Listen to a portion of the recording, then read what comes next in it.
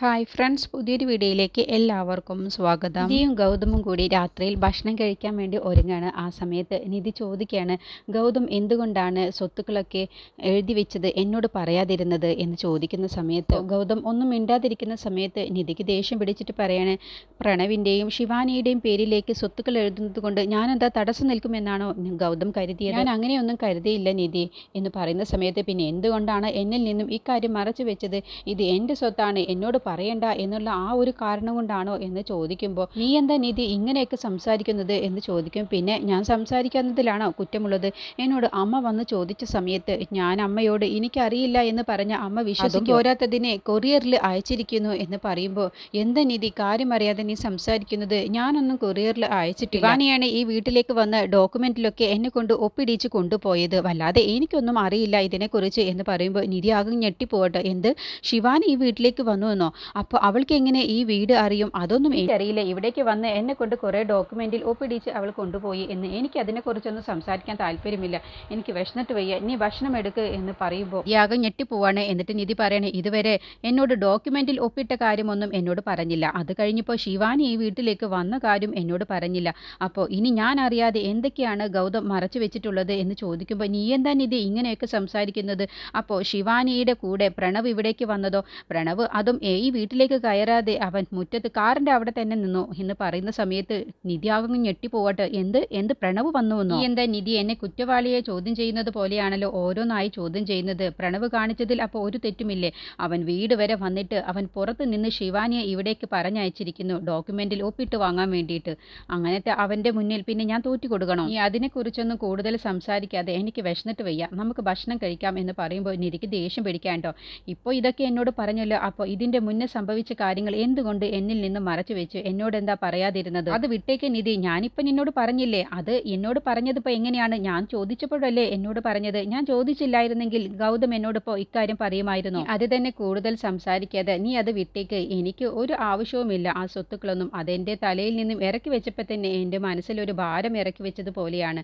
നീ അതിനെക്കുറിച്ച് കൂടുതൽ സംസാരിക്കാതെ വാ, നമുക്ക് രണ്ടുപേർക്ക് ഇരുന്ന് ഭക്ഷണം കഴിക്കാം എന്ന് പറയാട്ടോ. പിന്നെ നിന്നോട് ഞാൻ പറയാതിരുന്നത് ഞാൻ അത് അപ്പോഴേ വിട്ടു. പിന്നെ എന്തിനാണ് നിന്നോട് കൂടി പറഞ്ഞിട്ട് നിന്നെ വെറുതെ ടെൻഷൻ ആക്കുന്നത് എന്ന് കരുതിയിട്ടാണ്. നീ അത് വിട്ടേക്ക്, എന്നിട്ട് നമുക്ക് ഭക്ഷണം കഴിക്കാം എന്ന് പറയുമ്പോൾ, ഇല്ല, ആ ശിവാനി എന്തോ ഒരു ചതി ചെയ്തിട്ടുണ്ട്, എന്നിട്ട് നിങ്ങളാണ് കൊറിയറിൽ അയച്ചത് എന്നുള്ള ഭാവത്തിലാണ് അവൾ ഇതൊക്കെ ചെയ്തിട്ടുള്ളത്. അവളെ അങ്ങനെ വെറുതെ വിട്ടൂടാ എന്ന് പറയുമ്പോൾ, നീ അത് വിട്ടേക്ക് നിധി, നമ്മൾ ആ വീട്ടിൽ നിന്നും ഇറങ്ങി പോകുന്നില്ലേ, ഇനിയിപ്പോൾ എന്തിനാണ് അതിലൊക്കെ തലയിടാൻ പോകുന്നത്? അവൾ എന്താന്ന് വെച്ച് ചെയ്തോട്ടെ, അങ്ങനെ വിടാനൊന്നും പറ്റില്ല. ആ വീട്ടിൽ നിന്നും നിങ്ങൾ ഇറങ്ങി പോരാൻ തന്നെ കാരണം അവൾ ഒരുത്തിയാണ്. എന്നിട്ട് നമ്മൾ എവിടെയാണ് താമസിക്കുന്നത് എന്ന് കണ്ടുപിടിച്ച് ഈ വീട്ടിലേക്ക് കയറി വന്നിട്ട് നിങ്ങളെ പറ്റിച്ചോണ്ട് ഈ ഡോക്യുമെന്റിലൊക്കെ ഒപ്പിട്ട് അവൾ കൊണ്ടുപോയിരിക്കുന്നു. നീ അത് വിട്ടേക്ക് നിധി എന്ന് പറയുമ്പോൾ, ഇല്ല, ഞാൻ അത് വിടാനൊന്നും പോകുന്നില്ല. നിങ്ങൾ അപ്പോഴേ തന്നെ നിങ്ങൾ എന്നെ ഫോൺ വിളിക്കുകയായിരുന്നെങ്കിൽ ഞാൻ അപ്പോഴേ ഇവിടേക്ക് വരുമായിരുന്നല്ലോ. ഈ വന്നിട്ട് എന്ത് ചെയ്യാനാണ്? ഞാൻ വന്നാലേ ഞാൻ ആ ഡോക്യുമെന്റിലൊന്നും ഒപ്പിടാൻ വേണ്ടി ഞാൻ സമ്മതിക്കില്ലായിരുന്നു. നീ എന്തിനു സമ്മതിക്കാതിരിക്കണം? ഞാൻ തന്നെ ആ സ്വത്തുക്കളൊന്നും വേണ്ട എന്ന് കരുതിയിട്ടാണ് ഇറങ്ങി പോകുന്നത്. പിന്നെ എന്തിനാ നീ ഇങ്ങനെ ടെൻഷൻ ആകുന്നത്? നിന്റെ പ്രശ്നം എന്താണ്? നിനക്ക് സ്വത്തുക്കളൊക്കെ വേണമെന്നുണ്ടോ? എന്നിട്ട് ആ സ്വത്തുക്കൾ ഉപയോഗിച്ച് നിനക്ക് സന്തോഷത്തോടെ ജീവിക്കണമെന്നാണോ നിന്റെ മനസ്സിലുണ്ടായിരുന്നത്? നിങ്ങളിപ്പോൾ എന്താണ് പറഞ്ഞത്? നിങ്ങളെന്താ ഇങ്ങനെയൊക്കെ സംസാരിക്കുന്നത്? അപ്പോൾ ഞാൻ സ്വത്തിന് ആഗ്രഹിക്കുന്നവളാണെന്നാണോ നിങ്ങൾ പറഞ്ഞു വരുന്നത്? അങ്ങനെയല്ല ഞാൻ പറഞ്ഞത്. നീ എന്തിനാണ് ഈ സ്വത്ത് എഴുതി കൊടുത്തതിനെ കുറിച്ച് ഇത്രയും അധികം പ്രശ്നത്തിൽ സംസാരിക്കുന്നത്? അത് ഉദ്ദേശിച്ചാണ് ഞാൻ പറഞ്ഞത്. ഗൗതം പറഞ്ഞതിൻ്റെ അർത്ഥം എനിക്ക് മനസ്സിലായി. ഞാൻ സ്വത്തിനോട് ആഗ്രഹിച്ച് ഞാൻ ആ വലിയ വീട്ടിൽ നിന്നും എന്തിനാണ് പിന്നെ ഇറങ്ങി വന്നത്? അത്രയ്ക്ക് ആർത്തി എനിക്കുണ്ടെങ്കിൽ എനിക്ക് ആ വീട്ടിൽ തന്നെ സുഖമായി ജീവിച്ചാൽ പോരായിരുന്നോ? ശിവാനി ഗൗതമിനെ പറ്റിച്ചു പോയ വിഷമം എൻ്റെ മേലാണോ തീർക്കുന്നത്? ഞാനും ശിവാനിയും അപ്പോൾ ഒരുപോലെയുള്ള സ്വഭാവക്കാരിയാണെന്നാണല്ലോ ഗൗതം പറഞ്ഞതിൻ്റെ അർത്ഥം. ഈ എന്തിനാണ് നിധി ആവശ്യമില്ലാത്ത കാര്യങ്ങളൊക്കെ സംസാരിക്കുന്നത്? ഞാൻ അങ്ങനെയൊന്നും ചിന്തിച്ചിട്ടില്ല എന്ന് പറയണ്ടോ. നീ കൂടുതൽ സംസാരിക്കാതെ ഭക്ഷണം കഴിക്കാൻ വരുന്നുണ്ടോ എന്ന് ചോദിക്കുമ്പോൾ, എനിക്കിനി ഭക്ഷണം വേണ്ട എന്ന് പറഞ്ഞ് നിധി അവിടെ നിന്നും എണീറ്റ് പോവാണ്. നിനക്ക് ഭക്ഷണം വേണ്ടെങ്കിൽ എനിക്കും ഭക്ഷണം വേണ്ട എന്ന് പറഞ്ഞ് ഗൗതമും എണീറ്റ് പോവാണ്. അങ്ങനെ രണ്ടുപേരും കൂടി ഉറങ്ങാൻ കിടക്കണം കേട്ടോ. അപ്പോൾ രണ്ടുപേരും പിണങ്ങിയിട്ടാണ് കിടക്കുന്നത്. രണ്ടുപേരും അങ്ങോട്ടും ഇങ്ങോട്ടും തിരിഞ്ഞ് കിടക്കണം. ആ സമയത്ത് നിധിക്കും ഗൗതമിനൊക്കെ നന്നായിട്ട് വിശക്കുന്നുണ്ട് കേട്ടോ. അപ്പോൾ മനസ്സിൽ ചിന്തിക്കുന്നുണ്ട് അവർ, ഭക്ഷണത്തിനോട് വെറുതെ തെറ്റുണ്ടായിരുന്നു, നല്ല വിശപ്പുണ്ട്, ഇനിയിപ്പോൾ എങ്ങനെയാണ് എണീറ്റ് പോയി ഭക്ഷണം കഴിക്കുക എന്ന് രണ്ടുപേരും മനസ്സിൽ ചിന്തിക്കുകയാണ്. ഇനിയിപ്പോൾ എന്ത് ചെയ്യും? എനിക്കാണെങ്കിൽ ഉറക്കവും കിട്ടുന്നില്ല വിശന്നിട്ട് എന്നൊക്കെ നിധിയും ഗൗതമും മനസ്സിൽ പരസ്പരം ചിന്തിച്ചുകൊണ്ടിരിക്കുകയാണ് കേട്ടോ. അങ്ങനെ നിധി ഗൗതമിൻ്റെ ഫോണിലേക്ക് വിളിക്കുകയാണ്. അപ്പോൾ ഗൗതം ചോദിക്കുകയാണ്, എന്താണ് തൊട്ടരികിൽ കിടന്നിട്ട് ഇങ്ങനെ ഫോൺ വിളിച്ച് സംസാരിക്കേണ്ടതുണ്ടോ? ഇതിനാണിപ്പോൾ വിളിച്ചത്, കാര്യം പറ. നമ്മൾ രണ്ടുപേരും ഇന്ന് വഴക്കുണ്ടാക്കിയതല്ലേ, അതുകൊണ്ടാണ് ഫോൺ വിളിച്ച് സംസാരിക്കുന്നത്. ഞാനല്ല വഴക്കുണ്ടാക്കിയത്, നീയാണ് എന്നോട് വഴക്കുണ്ടാക്കിയത്. ആണോ? അങ്ങനെയാണെങ്കിൽ ഞാനാണ് പ്രശ്നക്കാരി എന്നല്ലേ ഗൗതം പറഞ്ഞു വരുന്നത്? അപ്പോൾ ഞാനാണ് എല്ലാ തെറ്റും ചെയ്തത് എന്നല്ലേ ഗൗതം ഇപ്പോൾ പറഞ്ഞതിൻ്റെ അർത്ഥം എന്ന് പറയുമ്പോൾ, നീയേ നിന്നോട് സംസാരിക്കാൻ എനിക്ക് താല്പര്യമില്ല. ഭക്ഷണം കഴിക്കാൻ വേണ്ടി വന്നിട്ട് നീ കാരണമാണ് എനിക്ക് ഭക്ഷണം കഴിക്കാൻ പറ്റാഞ്ഞത് എന്ന് ഗൗതം പറയട്ടോ. ആ ശരി, ഞാനാണ് കാരണക്കാരി എങ്കിൽ ശിവാനിയുടെ പ്രശ്നം എന്നോട് ഇതുവരെ പറയാതിരുന്നത് നിങ്ങൾ ചെയ്ത തെറ്റല്ലേ? അപ്പോൾ അതിനോട് എന്നോടത് സോറി പറഞ്ഞൂടെ എന്ന് ചോദിക്കുമ്പോൾ, ഞാനെന്തിന് നിന്നോട് സോറി പറയണം? നീയാണ് വെറുതെ പ്രശ്നമുണ്ടാക്കിയത്. അപ്പോൾ നീയാണ് എന്നോട് സോറി പറയേണ്ടത്. അങ്ങനെ വീണ്ടും ഗൗതമും നിധിയും ചെറുതായിട്ട് അങ്ങോട്ടും ഇങ്ങോട്ടും വഴക്കിടുകയാണ് കേട്ടോ. എന്നിട്ട് ഫോൺ കട്ടാക്കിയ ശേഷം വീണ്ടും അവർ ഭക്ഷണം കഴിക്കാതെ ഉറങ്ങാൻ കിടക്കുകയാണ്. അങ്ങനെ ഗൗതം അവിടെ നിന്നും എണീറ്റ് പോവാട്ടോ. ദേഷ്യം പിടിച്ചിട്ട് നിൻ്റെ അടുത്ത് ഞാൻ കിടക്കുന്നില്ല എന്ന് പറഞ്ഞ് എണീറ്റ് പോവാണ്. എന്നിട്ട് അപ്പുറത്ത് പോയി കിടന്ന ശേഷം ഗൗതമിന് വീണ്ടും നന്നായിട്ട് വിശക്കുകയാണ് കേട്ടോ. വെറുതെ ഭക്ഷണത്തിനോട് തെറ്റുണ്ടായിരുന്നു, നിധിയോട് വെറുതെ പിണങ്ങിയിട്ട് ഇപ്പോൾ ഭക്ഷണം കഴിക്കാനും കഴിയുന്നില്ല എന്നൊക്കെ ചിന്തിച്ചുകൊണ്ടാണ് കേട്ടോ കിടക്കുന്നത്. അപ്പോൾ നിധിയും അപ്പുറത്ത് കിടന്നിങ്ങനെ ആലോചിക്കുകയാണ്.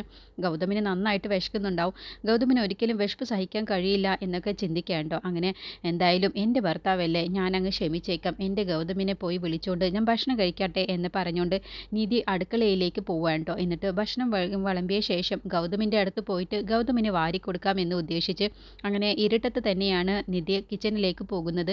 അങ്ങനെ ഭക്ഷണം എടുത്ത് നോക്കുന്ന സമയത്ത് അതിലൊന്നും ഭക്ഷണം കാണുന്നില്ല കേട്ടോ. അപ്പോൾ ഇത് എന്ത് പറ്റി, ഭക്ഷണമൊന്നും ഇല്ലല്ലോ, ഞാനിതിൽ ഭക്ഷണം എടുത്ത് വെച്ചതാണല്ലോ എന്നൊക്കെ ചിന്തിക്കുകയാണ് കേട്ടോ. ആ സമയത്ത് പെട്ടെന്ന് ഗൗതം നിധിയെ കാണുന്നുണ്ട്. അപ്പോൾ നിധി അറിയാതെ ഗൗതം അവിടെ ഇരുന്ന് ഭക്ഷണം കഴിച്ചുകൊണ്ടിരിക്കുക കേട്ടോ. ആ സമയത്ത് ഗൗതം ഇങ്ങനെ പരിങ്ങലോട് കൂടിയിട്ടാണ് കേട്ടോ. നിധി കണ്ടാൽ അത് നാണക്കേടാണല്ലോ എന്നുള്ള ഭാവത്തിലാണ് കേട്ടോ ഇരിക്കുന്നത്. അങ്ങനെ പെട്ടെന്ന് നിധി ലൈറ്റ് ഇട്ട് നോക്കുന്ന സമയത്ത് തൊട്ടപ്പുറത്ത് തന്നെ ഗൗതം ഇരുന്ന് ഭക്ഷണം കഴിക്കുന്നത് കാണുമ്പോൾ നിധി അങ്ങ് പൊട്ടിച്ചിരിക്കുകയാണ്. അല്ല, ഗൗതമിന് ഭക്ഷണം വേണ്ട എന്നല്ലേ പറഞ്ഞത്, എന്നിട്ട് ഇപ്പോൾ എന്താണാവോ ഭക്ഷണം കഴിക്കുന്നത് എന്ന് ചോദിക്കുമ്പോൾ, അതെ എനിക്ക് ഭക്ഷണം വേണമെന്നൊന്നുമില്ല, പക്ഷേ ഞാൻ കഴിച്ചില്ലെങ്കിൽ നീ കഴിക്കില്ലല്ലോ, അതുകൊണ്ടാണ് ഞാനിപ്പോൾ ഇവിടെ വന്ന് കഴിച്ചത്. എന്തായാലും നിനക്കുള്ളത് ഞാൻ വിളമ്പി വെച്ചിട്ടുണ്ട്, നീ കഴിക്കാൻ നോക്ക് എന്ന് പറഞ്ഞ് ഗൗതമും ഭക്ഷണം കഴിക്കുകയാണ്. അങ്ങനെ അവരുടെ വഴക്ക് അതോടുകൂടി അവസാനിക്കുകയാണ് കേട്ടോ. അങ്ങനെ പിറ്റേ ദിവസം രാവിലെ ആകുന്ന സമയത്ത് പാർവതി അമ്പലത്തിലേക്ക് എത്തിയിട്ടുണ്ടാവുമ്പോഴത്തേക്കും നിധിയോട് അമ്പലത്തിലേക്ക് എത്താൻ പറഞ്ഞിട്ടുണ്ടാവും. അങ്ങനെ പ്രാർത്ഥിച്ചുകൊണ്ട് നിൽക്കുന്ന സമയത്താണ് നിധി അവിടേക്ക് വരുന്നത്. എന്നിട്ട് നിധി കാര്യങ്ങളൊക്കെ പറയാണ്. ശിവാനി വീട്ടിലേക്ക് വന്നിരുന്നു, എന്നിട്ട് ഗൗതമിനെ ഓരോന്ന് പറഞ്ഞ് പറ്റിച്ചിട്ടാണ് ഒപ്പിട്ട് വാങ്ങിയത്, പിന്നെ അവൾ തന്നെയാണ് കൊറിയർ അയച്ചിട്ടുള്ളത് എന്നൊക്കെ പറയുന്ന സമയത്ത് പാർവതി ഞെട്ടി പോവാൻ കേട്ടോ. എന്നിട്ട് ചോദിക്കുകയാണ്, എന്താ നീ പറഞ്ഞത്, നീ പറഞ്ഞതൊക്കെ സത്യമാണോ എന്ന് ചോദിക്കുമ്പോൾ, അതെ ഗൗതമിനോട് ഇന്നലെ ഞാൻ ചോദിച്ചറിഞ്ഞതാണ് എന്നൊക്കെ പറയാണ്. അപ്പോൾ പ്രണവ് കൂടി അവളുടെ കൂടെ വന്നിരുന്നു എന്ന് പറയുമ്പോൾ, പ്രണവും കൂടി അറിഞ്ഞിട്ടാണോ എന്ന് ചോദിക്കും. പ്രണവ് അറിഞ്ഞിട്ടുണ്ടോ എന്നൊന്നും അറിയില്ല, പ്രണവ് കൂടി വന്നിരുന്നു അത്രേ, പക്ഷെ പ്രണവ് വീട്ടിലേക്ക് കയറിയില്ല എന്നാണ് ഗൗതം പറഞ്ഞത് എന്ന് പറയുമ്പോൾ, എങ്കിൽ അവൾ ആ ശിവാനി എന്തെങ്കിലും പ്രണവിനെ പറഞ്ഞു പറ്റിച്ചിട്ടാവും അവിടേക്ക് കൊണ്ടുവന്നിട്ടുണ്ടാവുക, അവളല്ലേ, അവളോട് ഇപ്പം തന്നെ ചോദിച്ചിട്ടേ കാര്യമുള്ളൂ എന്ന് പറഞ്ഞ് പാർവതി ദേഷ്യം പിടിച്ച് അവിടെ നിന്ന് ശിവാനിയോട് ചോദിക്കാൻ വേണ്ടി പോകാൻ ഒരുങ്ങാൻ കേട്ടോ. അപ്പോൾ നിധി തടയാണ്. വേണ്ട അമ്മേ, ഇപ്പോൾ അവളോട് അതൊന്നും ചോദിച്ചിട്ട് കാര്യമില്ല, അവളോട് അതിനെക്കുറിച്ച് ചോദിച്ചാൽ അവൾ വേറെന്തെങ്കിലും ഒരു ഉടായ്പ് പറയും, അപ്പോൾ പിന്നെ വാദി പ്രതിയാവും, അതുകൊണ്ട് തൽക്കാലം ഇപ്പോൾ അവളോട് ഇതൊന്നും പറയണ്ട. ഇതെല്ലാം കേട്ടും കൊണ്ട് ഗൗതം അപ്പുറത്ത് നിൽക്കുന്നുണ്ടാവും. നിധി അമ്പലത്തിലേക്ക് വന്ന സമയത്ത് ഗൗതമും കൂടി നിധി അറിയാതെ അവിടേക്ക് വന്നിട്ടുണ്ടാവും കേട്ടോ. അങ്ങനെ പാർവതിയും നിധിയും കൂടി സംസാരിക്കുന്നതെല്ലാം തന്നെ ഗൗതം അവിടെ നിന്നും കേൾക്കുന്നുണ്ട്. അങ്ങനെ നിധി പറയാണ്, ശിവാനിയുടെ കള്ളത്തരം നമുക്ക് പുറത്ത് കൊണ്ടുവരണം അമ്മേ, എന്നിട്ട് വേണം അവളോട് അവൾ ചെയ്ത ഓരോ പ്രവൃത്തിക്കും അവളോട് തിരിച്ചടിക്കാനേ, അവളോട് ചോദ്യം ചെയ്യാനേ എന്നൊക്കെ പറയട്ടെ. അപ്പോൾ അതിനെന്താണ് വഴി എന്ന് പാർവതി ചോദിക്കുമ്പോൾ, ആദ്യം അവളുടെ ഗർഭനാടകം പൊളിക്കണം, അവൾ ഗർഭിണിയല്ല എന്ന് ഞാൻ അമ്മയോട് പറഞ്ഞതല്ലേ എന്ന് പറയുമ്പോൾ, എന്താ നിധി നീ ഈ പറയുന്നത്, ഒരിക്കലും ഒരു പെണ്ണും ഗർഭിണിയാണെന്ന് കള്ളം പറയില്ല, എങ്ങനെ ഗർഭിണിയാണെന്ന് പറഞ്ഞ് കള്ളം പറഞ്ഞ് പിടിച്ചു നിൽക്കും, 4 മാസം കഴിഞ്ഞാൽ തന്നെ വയറ് വീർത്ത് തുടങ്ങില്ലേ എന്നങ്ങ് ചോദിച്ചു. ആരും ഒരു സ്ത്രീയും ചെയ്യില്ല, അതൊക്കെ അമ്മ പറഞ്ഞത് ശരിയാണ്, പക്ഷേ ശിവാനി അവൾ ഇതല്ല ഇതിനപ്പുറവും ചെയ്യും, അതുകൊണ്ട് അവളുടെ ഗർഭം വ്യാജമാണെന്നുള്ളതും അവൾ വെറുതെ അഭിനയിക്കുകയാണെന്നുള്ളതാണ് ആദ്യം നമ്മൾ തെളിയിക്കേണ്ടത്, അതിനിപ്പോൾ എന്താ ഒരു വഴി എന്ന് ചോദിക്കട്ടോ. അങ്ങനെ അവർ ചിന്തിച്ചുകൊണ്ട് നിൽക്കുമ്പോഴാണ് പാർവതിയുടെ വല്യമ്മയുടെ മകൾ അവിടേക്ക് വരുന്നത്. അപ്പോൾ പാർവതി എന്ന് പറഞ്ഞുകൊണ്ട് വിളിച്ചുകൊണ്ടാണ് കേട്ടോ അവരവിടേക്ക് വരുന്നത്. അപ്പോൾ പാർവതി, നീ എന്താ ഇവിടെ എന്ന് ചോദിക്കുമ്പോൾ നിധി ഒന്നും അറിയാതെ ഇങ്ങനെ നോക്കി നിൽക്കുക കേട്ടോ. അപ്പോൾ നിധിയോട് പറയണേ, ഇതെൻ്റെ വല്യമ്മയുടെ മകളാണ്, കല്യാണത്തിന് വന്നതാണ്, പക്ഷേ ആ സമയത്ത് പരിചയപ്പെടാനൊന്നും കഴിഞ്ഞില്ലല്ലോ എന്ന് പറഞ്ഞ് നിധിയെ അവർ പരിചയപ്പെടുകയാണ്. അങ്ങനെ സിറ്റിയിലെ ഒരു വലിയ ഡോക്ടറാണ്, നല്ല പേര് കേട്ട ഒരു ഗൈനക്കോളജാണ് എന്നൊക്കെ പറഞ്ഞ് പാർവതി പരിചയപ്പെടുത്തി കൊടുക്കുക കേട്ടോ. അങ്ങനെ അല്ല നീ എന്താ ഇവിടെ എന്ന് പാർവതി ചോദിക്കുമ്പോൾ, എൻ്റെ മകളുടെ വിവാഹ നിശ്ചയമാണ്, അപ്പോൾ അതിനെക്കുറിച്ച് സംസാരിക്കാൻ ഞാൻ പാർവതിയെ കണ്ട് വീട്ടിലേക്ക് വന്ന് സംസാരിക്കാൻ ഒരുങ്ങിയതാണ്, എന്തായാലും നാളെ ഞാൻ അവിടേക്ക് വരുന്നുണ്ട് എന്നൊക്കെ പറഞ്ഞ് സംസാരിച്ചിട്ടാണ് കേട്ടോ ആ സ്ത്രീ അവിടെ നിന്ന് പോകുന്നത്. അത് കേട്ട സമയത്ത് നിധിക്ക് മനസ്സിലൊരു കാര്യം ഓർമ്മ വരികയാണ്, വേറെ എവിടേക്കെങ്കിലും എന്തിനാ പോകുന്നത്, അമ്മയുടെ കുടുംബക്കാരി തന്നെ ഒരു ഡോക്ടറല്ലേ, അപ്പോൾ ഇവർ തന്നെ മതിയല്ലോ ശിവാനിയെ പരിശോധിക്കാൻ എന്നങ്ങ് പറയട്ടോ. അത് കേട്ടപ്പോൾ അത് ശരിയാണ്, ഇവളൊരു ഗൈനക്കോളജി അല്ലേ, അപ്പോൾ ശിവാനിയുടെ ഗർഭനാടകം അപ്പോൾ പൊളിച്ചെടുക്കാൻ ഇത് തന്നെ മതി എന്ന് പറയട്ടോ. പാർവതി പറയണേ, എങ്കിൽ നാളെ തന്നെ വീട്ടിലേക്ക് വരില്ല, ആ സമയത്ത് നമുക്ക് അവിടെ വെച്ച് ശിവാനിയുടെ ഗർഭനാടകം പൊളിക്കാം, അവൾക്ക് ഗർഭമുണ്ടോ ഇല്ലയോ എന്നുള്ളത് നാളെ തന്നെ അറിയാൻ കഴിയും എന്നൊക്കെ നിധിയോട് പറയട്ടോ. എങ്കിൽ ഇക്കാര്യം തൽക്കാലം ഇപ്പോൾ ശിവാനിയെ അറിയിക്കേണ്ട, ശിവാനിയെ അറിയിച്ചു കഴിഞ്ഞാൽ അവൾ എന്തെങ്കിലും ഒരു കുറുക്ക് വിദ്യ ഉപയോഗിക്കും, അതുകൊണ്ട് തൽക്കാലം ഒന്നും അറിയിക്കേണ്ട, നാളെ ഡോക്ടർ അവിടെ വന്ന ശേഷം പെട്ടെന്നാണ് അവളുടെ പരിശോധനയും കാര്യങ്ങളൊക്കെ നടത്തേണ്ടത്, അപ്പോൾ പിന്നെ അവൾക്കൊന്നും ചെയ്യാൻ കഴിയില്ലല്ലോ അമ്മേ എന്ന് പറയട്ടോ നിധി. അങ്ങനെ അവർ രണ്ടുപേരും കൂടി തീരുമാനിച്ച ശേഷം അമ്പലത്തിൽ നിന്നും വീട്ടിലേക്ക് ചെല്ലട്ടെ. അപ്പോൾ ഗൗതം ഇതെല്ലാം കണ്ടിട്ടുണ്ടാവും. അങ്ങനെ ഗൗതം വീട്ടിലെത്തിയ ശേഷം ഇരിക്കുന്നത് കാണുന്ന സമയത്ത് നിധിയോട് ചോദിക്കാൻ, നീ എവിടെ പോയതാണെന്ന് ചോദിക്കുമ്പോൾ ഞാൻ അമ്പലത്തിലേക്ക് പോയതാണ് എന്ന് പറയട്ടോ.